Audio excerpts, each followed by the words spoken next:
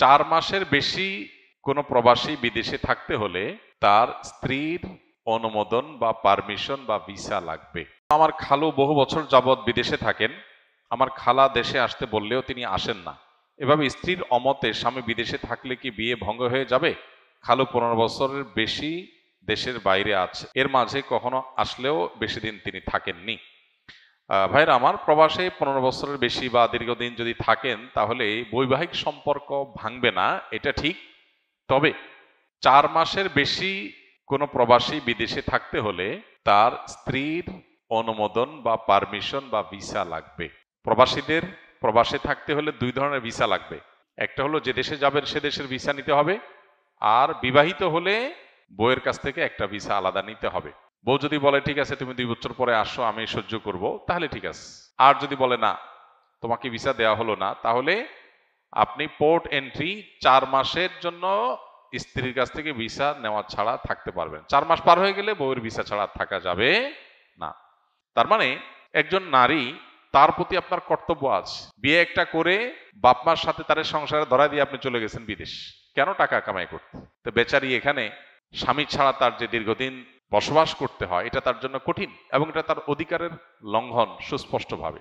আমরা অনেক নারী অধিকার নিয়ে কথা বলি, এটা নিয়ে দেখবেন হুজুররা ছাড়া আর কেউ কথা বলে না। সেকুলাররা অনেক মিষ্টি মিষ্টি অধিকার নিয়ে কথা বলে, এগুলো নিয়ে তারা কথা বলবে না।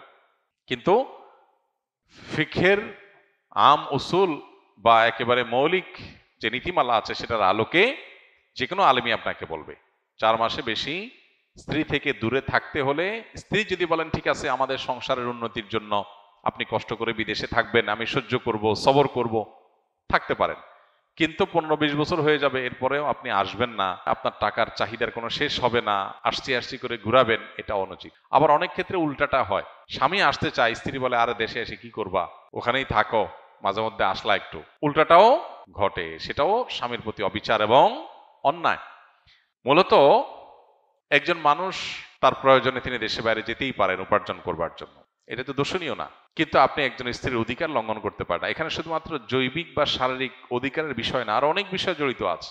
এভাবে দীর্ঘদিন প্রবাসে থাকার ফলে, বিশেষ করে বিয়ে করেই যখন চলে যায়, এই বেচারি স্বামীর বোন, মা, তারপরে স্ত্রীর যে শ্বশুর শাশুড়ি এবং আরো যে নিকটাত্মীয় লোকজন আছে, তাদের দ্বারা অনেক সময় টর্চারের শিকার হয়, জুলুমের শিকার হয়, কারণ স্বামী নেই। আর স্বামী দূরে থাকার কারণে মা কান পড়া দেয়, ভাইয়ে কান পড়া দেয়, বোনে কান পড়া দেয়, আবার বয়ে শ্বশুর শাশুড়িদের বিরুদ্ধে, ভাই বোনদের বিরুদ্ধে কান পড়া দেয়। বেচারা ওখানে বসে একবার এদিকে আবার এদিকে ছটফট করতে থাকে। তো এটা কোনো জীবন আসলে না। এই জন্য আমি সবসময় বলি, প্রবাস জীবন কাটাতে হলে বিয়ের আগে কাটায় ফেলার। 2 বছর, 10 বছর না, 20 বছর থাকেন, অসুবিধা নেই। বিয়ে করে ফেলছেন, এখন বউয়ের সাথে থাকবেন, আর নাহলে বউরে নিয়ে যাবেন, দুইটার একটা। আর যদি নিতে না পারেন তাহলে ঠিক আছে, ঋণ আছে, দেনা আছে, ঘরবাড়ি করা দরকার, যত তাড়াতাড়ি সম্ভব শেষ করে তারপরে চলে আসেন। এটাই হলো শরিয়ার নির্দেশনা। তবে এর কারণে বিয়ে যে ভেঙে যায় তা কিন্তু না।